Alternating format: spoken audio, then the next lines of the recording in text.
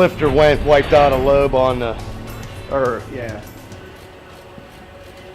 lifter went in it and wiped out the lobe on the cam. There's the lifter to come out of it.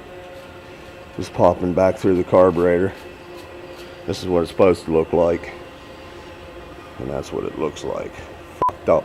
Well, see, every time one of them lobes go by that hole, it's like a guillotine coming through there. Alright, I'm just trying to spin it so you can feel it. I can feel it, but there won't be much I can do about it but push it backwards. Yeah, I need it. Number 7 cylinder on there. Remember that lifter I was showing you that's got that egg in it? Well, that's what happened to it. It wiped out the whole lobe on the cam. See how it's round and it doesn't have the taper here? This one's completely smoked. So it's fucked up.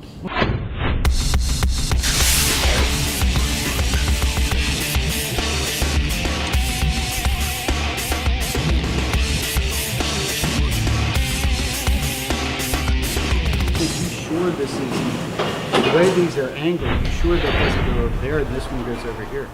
Yeah, I was wondering. Because the hood prop would be on the outside of the hood. But doesn't mean they're not, doesn't mean they're right. Doesn't mean they're on right. I agree with you. Basically, what you're saying to me is you're not really as worried about that as you are about this in the front shell. Right. So, I mean, even if we use the original hood, this in the front shell versus using that hood for this hood. Quite frankly, I like the way that hood fit better anyways. It kind of slid underneath this. This kind of comes up on top. Well, some cars I've seen, they put a metal trim piece. You know, a spear, like a spear, you know. Because this was not original, we all know this.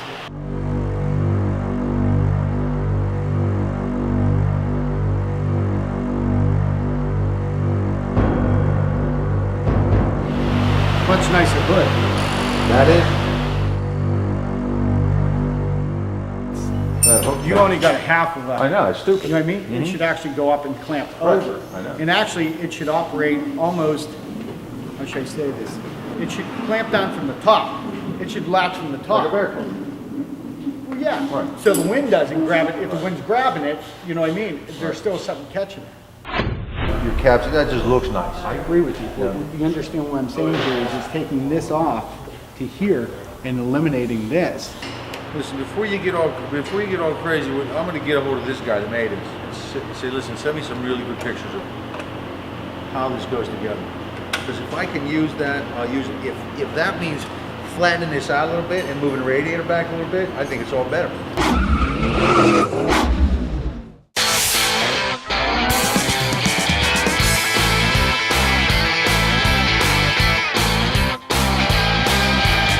Got the dash back, got the ashtray, glove box.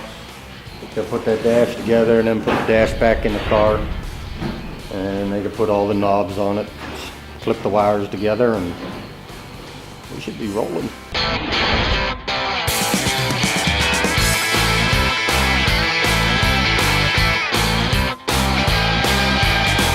Large ass does wonders.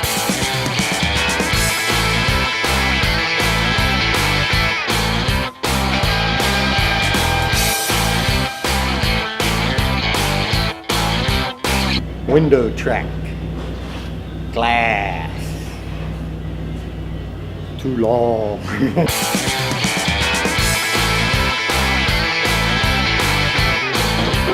Get these dang wiper arms attached to this dang wiper motor. So we got some dang wipers.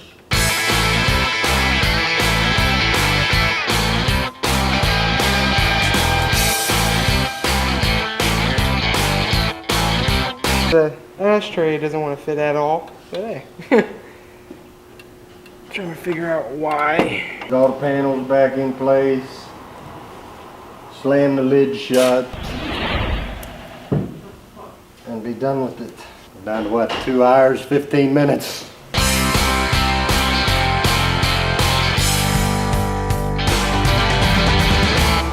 Down to 40 minutes. The car got it done.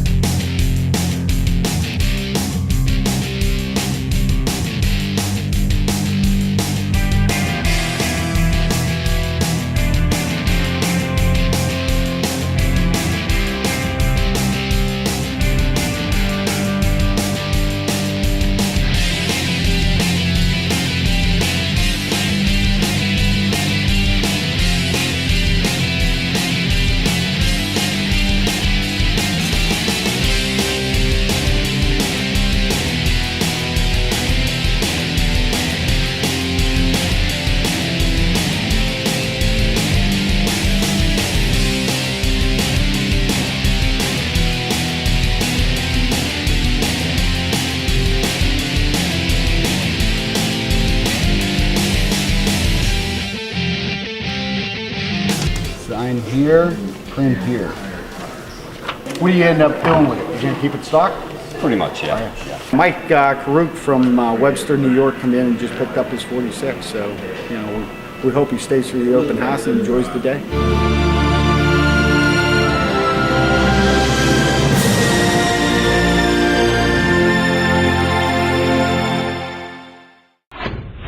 What's your name again?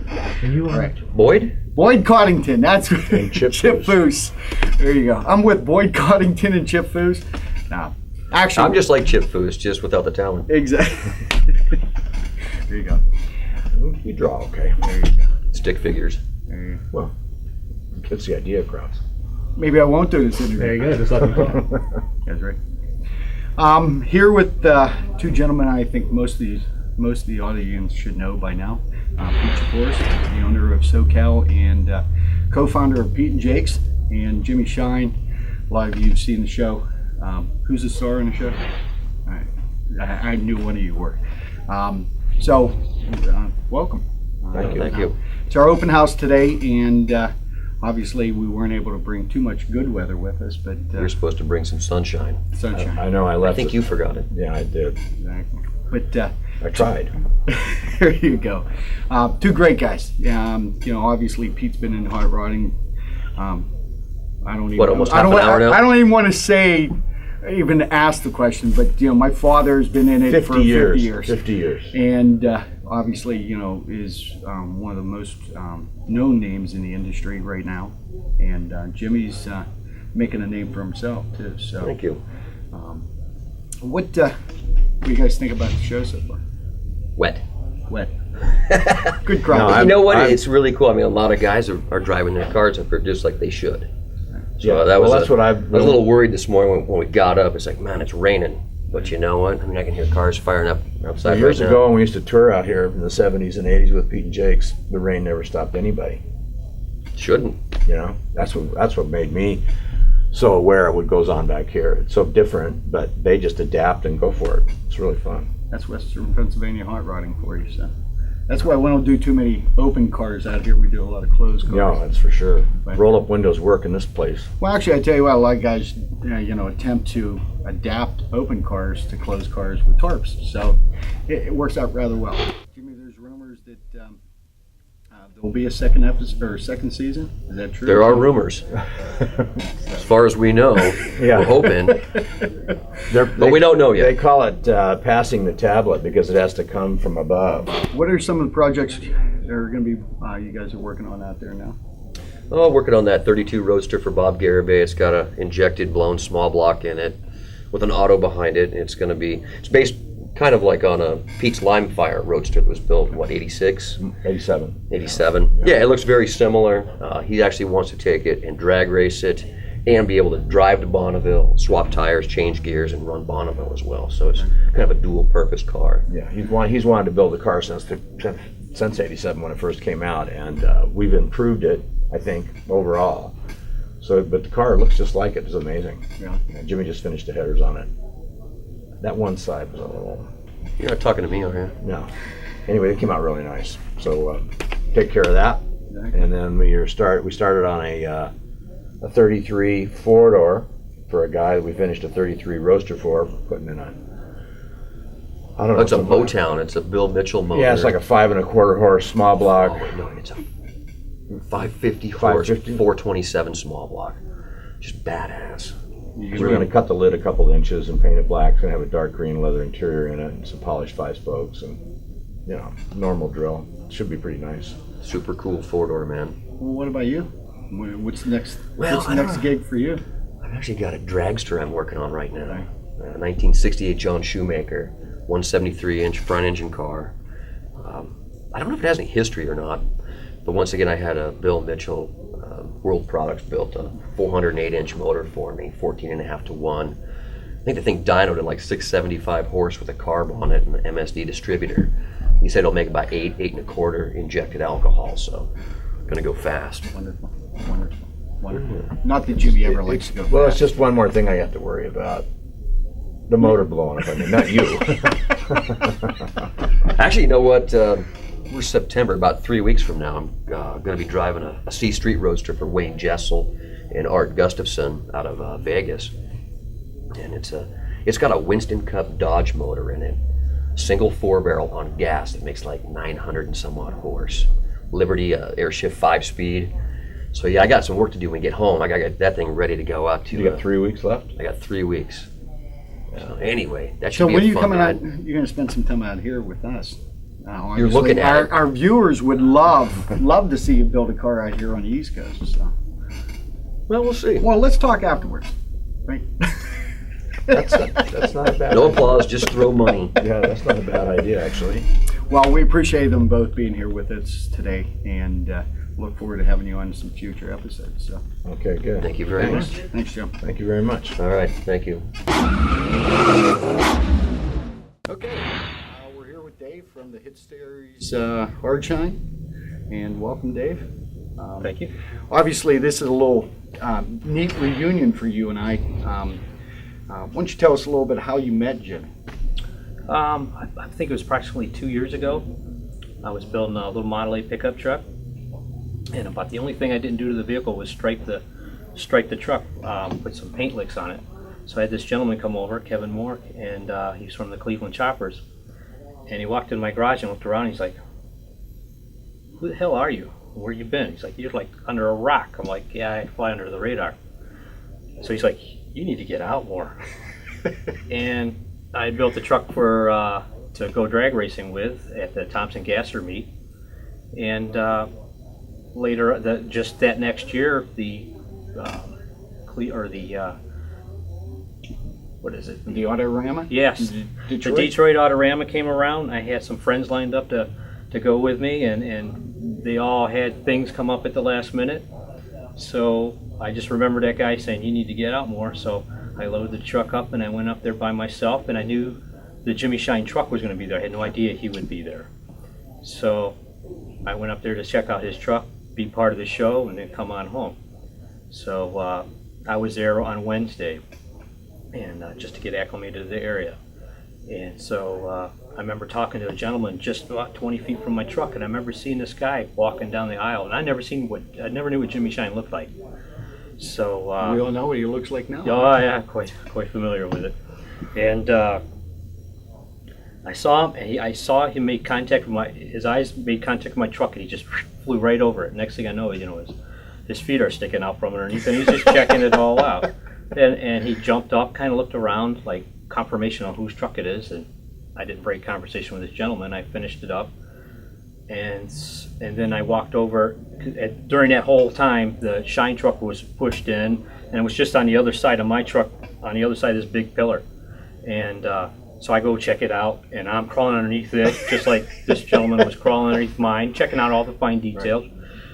But I noticed that same gentleman was polishing his rims on the rim on the rear driver's side. And he goes, "You got any questions?" And I said, "No, not really, sir." And he's popped up. He's like, "Jimmy Shine, nice to meet you." I'm like, "Whoa, okay." I know this dude. Yeah. And we start talking. He's like, did you help, are you here to help unload and help somebody set up? And I said, "No, I brought this little truck." And then he stopped me. He's like, "Yeah, there's this cool little truck." He starts describing my truck. I'm like, "This is really weird." And I said, "That's my truck." And then we walked right over to it, and he asked all the questions. And that year I ended up getting his award pick. And that was like a total validation for me that I was doing the right thing, the right direction. And what impressed me about him is before he left to fly out of there to go back to California, he sought me out and told me it was real nice to meet me. The conversations we had were cool, and that I deserved what I got. Well, you had a little reunion with him last year, didn't you? Then the following year, I built Death's Doorstep, or in the process of, and a whole story to why I did that and took it there unfinished. But yeah, he thought it was one of the neatest things he had seen. And I don't even think there was even talk of the TV show between him and I then. And then I heard that he was going to be here at SoCal East for the open house, the grand opening. And I figured, well, that's in my backyard. I've only talked to this guy a handful of times. There's no excuse for me not to come over here since he's from the West Coast and give him a little visit. And he he spotted me from across the shop, knew my full name, and I was just really impressed with that. Well, that's probably the first time Jimmy remembered anybody's name other than No, his he's wife. actually. I'm yeah, just kidding he's, with he's you. so sharp with I that. get to rib him a little bit. Oh, he's yeah. my guest star today. Yeah, So he's so sharp with that. That's something I can't do. right. Well, I tell you what, it's probably been a treat to be out there. I've had the pleasure of obviously visiting the shop and meeting a lot of the people out there. They're great people.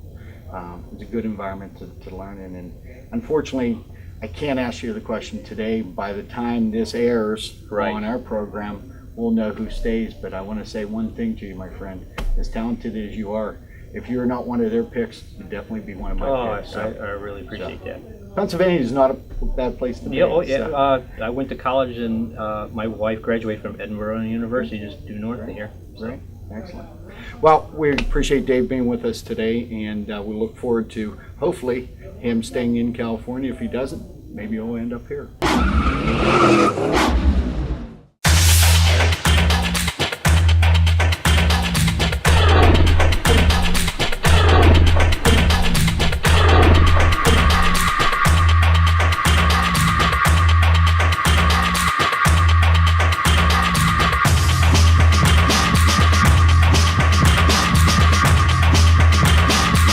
What we're doing here is we're disassembling this car. We're gonna ship it out and have it all media blasted and everything, and so it's totally coming apart. So in about 15-20 minutes, I'm gonna pull the motor out of it, tranny, drivetrain, rear end, springs, all that, and then work my way back up to the front suspension because it's all getting new.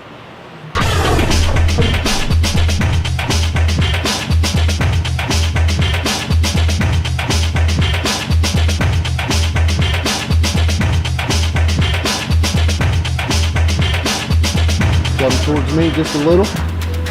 All right, let her down. Move your piston pan. And take it right out the front.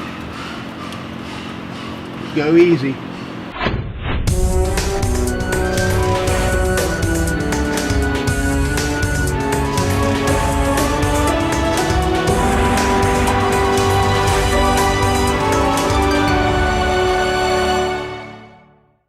Sure is naked without the part in there, huh? We'll pull the rear end out of it now and pull the leaf springs and stuff, shocks. Get that out of the way. And then after lunch, I'm gonna tear the front suspension out of it. And then it's a little bit steering column yet, brake booster, master cylinder, some lines, and it's pretty much ripped apart.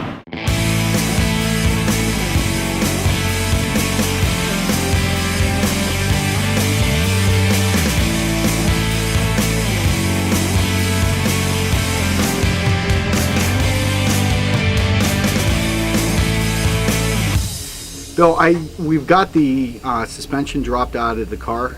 I want you to come down at your convenience, kind of take a look at what we've got so far, and talk a little bit about the aftermarket suspension, which we want to get ordered right away. In addition to that, I want to talk to you about the media blast and all that. So, how about give me a call back on the Blades line at 724-8. Yeah, what's the number? 847-2098. Thanks. It's been a rough day. Mike and I obviously were working on trying to fit not only the hood, the grill shell, plus all the other hood components on the car, and one fits good in this aspect, one fits good in this aspect. So, it comes down to decision time, and right now I think we're going to stick with the original hood that came with the car. Although the setup that he bought is really a really nice setup. We're going to have to make modifications to the rest of the car to accept that, and I'd rather kind of stick with the way that it was designed from the actual original manufacturer. So I think Mike pretty much agrees. However, we're going to adapt some of the ideologies or the concepts from the other hood setup and incorporate it into this and just make those modifications. So, the 41, Jim and the guys in the back had a deadline, and it never ceases to amaze me. They'll meet the deadlines on all the customer cars, or at least come close with my cars. They tend to throw them in the back of the room. And I'm pretty sick of it myself. But, you know, who's more important, me or the customer? And they don't, unfortunately, view me as the customer, so, which is fine. I mean, that's what we're here about. You know, customer cars come first and then Blades cars come second. But F41 would really be nice to be driving right now in the fall weather here. So, but they'll get it. Tony and Joshua did a fantastic job in tearing the car down. Hopefully they know where all the parts go afterwards, but because there are no directions for that, if you didn't know that by now. But they did a great job, and I'm being facetious because they categorized everything, put everything in the baggies, and everything will go right back to where it belongs. But I'm very happy with the progress where they got to. They're going to have their challenges ahead of them with, you know, replacement of these body panels, because as we indicated, the car is in much worse shape than anybody envisioned, especially Bill, because Bill looked at it from when it originally came back to him when he bought it back and said, well, it ain't in too bad a shape. But as we've talked about, everything was cosmetic. You know, when you got down to the nitty gritty, if he would have put that car back on the road and drove it for a year or two, it would basically have disintegrated. So, you know, it's always great to have Jimmy back in town. You know, he came to our first open house last year, and he came back this year, and Pete was able to join him this year. Unfortunately, Alex wasn't here, which you saw from last year. Alex is just a fantastic, not only person, but also he's a character. I mean, he's just really enjoyable. But you know, it's always great to have those guys from SoCal come in for the open house. But and having Dave join us this year from the hit TV show Hard Shine. You know, they're doing some creative things as we're doing creative things out here, so it's a great relationship, and we're kind of sharing some ideas as to where the direction of the show should go, you know, the TV show itself, but also, you know, the direction of where they're going with their builds, their customer builds, and where we're going with ours. So it turned out real well.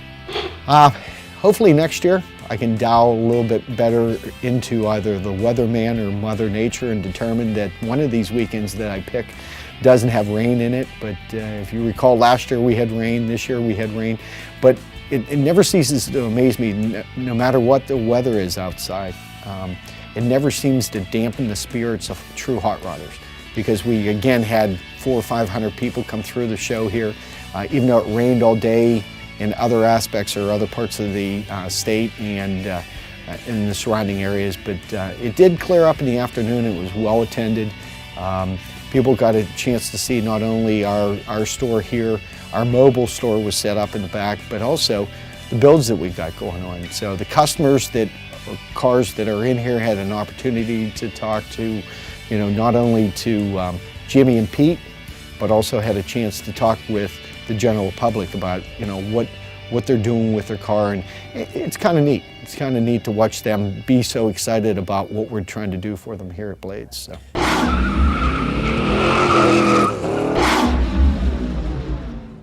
Get off me. I'm on break. You ain't supposed to show me on break. I always take you on break. That's why I'm around the corner here where they're not. That's it for this week's episode. Join us next week for Blades Speed and Power Tour as the 36 Ford panel truck gets an interior makeover. We start on the 32 Project sedan, and will the trim shop ever get that 41 convertible done? Find out next week on Blades Speed and Power Tour right here on Fox 53.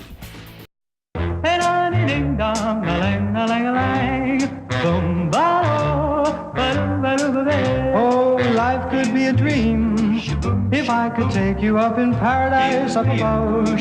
If you would tell me I'm the only one that you love. Life could be a dream, sweetheart. Hello, hello again. Shaboom, and hoping we'll meet again. Oh, life could be a dream if only all my precious plans would come true.